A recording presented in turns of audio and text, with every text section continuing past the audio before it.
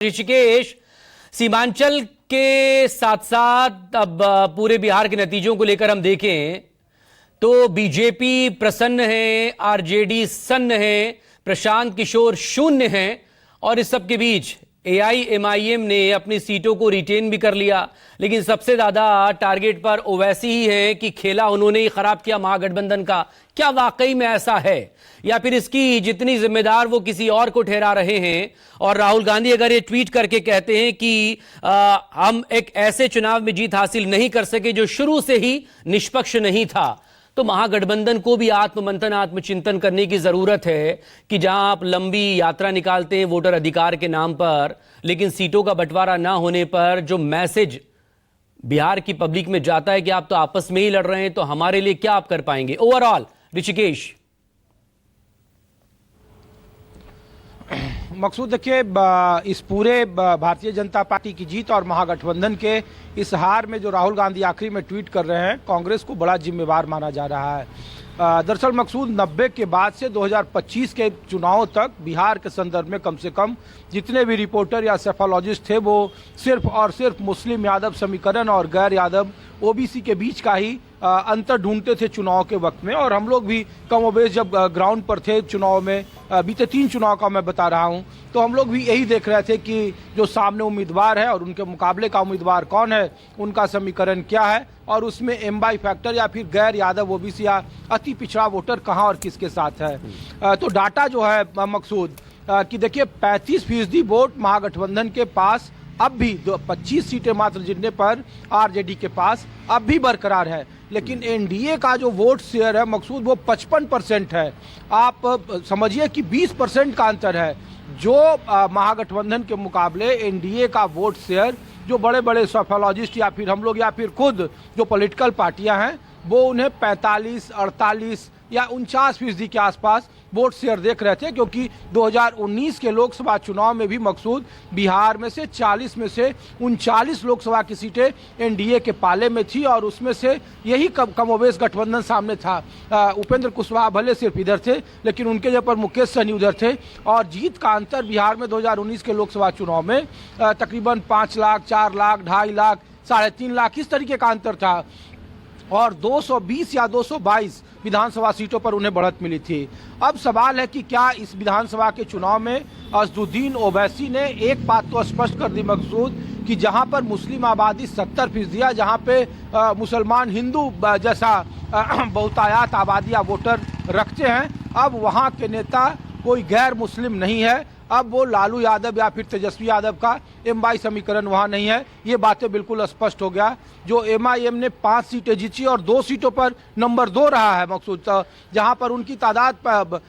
Second number पर रही है, उन जगहों पर इसका मतलब साफ है कि मुसलमानों या अल्पसंख्यकों के कौम की बात या उनके हित की बात करने वालों में अब उनके ही बीच का कोई नेता सामने आएगा और असदुद्दीन ओवैसी उसके सबसे बड़े सफल प्रयोगकर्ता या सबसे बड़े नायक उन इलाकों में बनकर उभरे हैं। और न केवल उन इलाकों में 2020 में हम लोग कहते थे कि सीमांचल में असदुद्दीन ओवैसी ने महागठबंधन का खेल खराब कर दिया, बनते बनते सरकार रह गई, लेकिन वहां का जो सेंटीमेंट 2020 में 2024 में उसी किशनगंज में मकसूद 3,05,000 वोट एआईएमआईएम को आए थे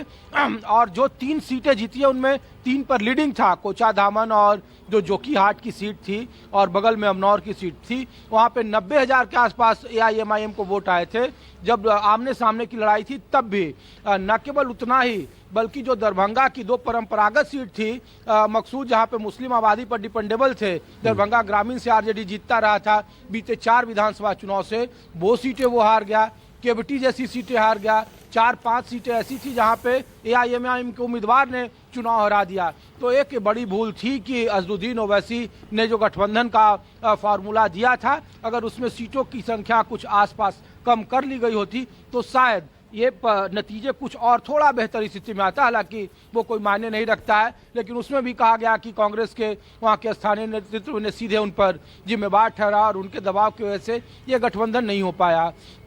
और जिन इलाकों में मकसूद जो आमने सामने की लड़ाई थी, खास करके चिराग पासवान और उपेंद्र कुशवाहा का जो वोट बैंक शिफ्ट हुआ और जो 2024 में प्रयोग सफल हुआ था महागठबंधन का, खास करके लवकुश समीकरण में कुशवाहा कार्ड, वो बिल्कुल बेअसर हुआ। जिन इलाकों में मैं मगध और शाहाबाद के इलाकों में जो 71 सीटें थी, जिसमें समीकरण 2020 और 2024 में लगभग बराबर थे, 48 सीटें महागठबंधन के पास, 5 लोकसभा की सीटें, उन इलाकों में इस बार 59 सीटें जीती है एनडीए ने। इसका मतलब है कि चिराग पासवान ने जो 115 सीटों पर जनता दल यूनाइटेड के खिलाफ पिछली बार चुनावी मैदान में उम्मीदवार उतारे थे और 23 सीटों का सीधे नुकसान पहुंचाया था और 15 सीटों पर वो उनकी वजह से चुनाव हार गए थे, तो वो अब इस बार में परिवर्तित होता हुआ दिख गया है। और ये बात बिल्कुल सच है कि इस विधानसभा चुनाव का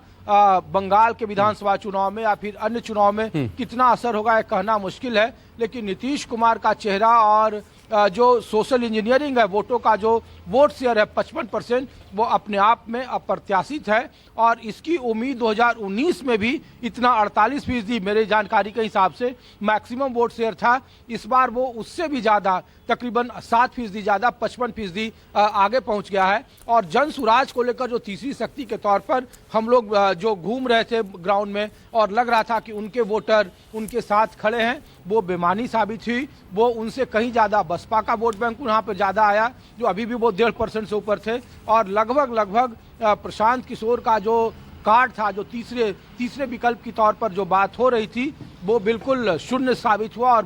बेअसर साबित हुआ। इसीलिए आमने सामने की लड़ाई में जब भी लड़ाई हुई है, यहाँ एनडीए का चुनाव जीतते रहा है और जब तीसरा विकल्प सामने रहा है तभी एनडीए को कुछ शिकस्त या फिर टक्कर वाली स्थिति रही है। इस बार के विधानसभा चुनाव में कहीं कोई मुकाबला नहीं था, बावजूद इसके कि महागठबंधन ने अपना 35% वोट शेयर बरकरार रखा और बावजूद लेकिन वो सीटों में तब्दील नहीं हो पाई और उनके सारे गठबंधन धरे के धरे रह गए। कमजोर कड़ी में लेफ्ट हो गया, कांग्रेस हो गया, खुद उनके अपने वीआईपी हो गया और जो कहा जा रहा था कि आरजेडी बड़ी पार्टी होगी या फिर जिनकी संख्या 50-60 से ऊपर जाएगी, वो भी अब 25 पर सिमट गए, महज उनको विपक्ष का दर्जा देने लायक। पिछले बार तो 2010 के विधानसभा और बीच में शुरुआत में तो कई जगहों पर खुद तेजस्वी यादव भी स्ट्रगल करते नजर आए। 16वें राउंड के बाद उन्होंने अपनी बढ़त बनाई और उसके बाद वो जीते। और इस पूरे नतीजे को देखकर ऋषिकेश ये भी लग रहा है कि अगर सभी लोग मिल जाते, बाकी और 1-2 लोगों को और शामिल कर लेते, तो भी शायद एनडीए से जीत पाना या उससे पार पाना बहुत मुश्किल होता। हाँ, मैसेजिंग कितनी स्ट्रांग जाती, इससे ये एक अलग मसला जरूर है।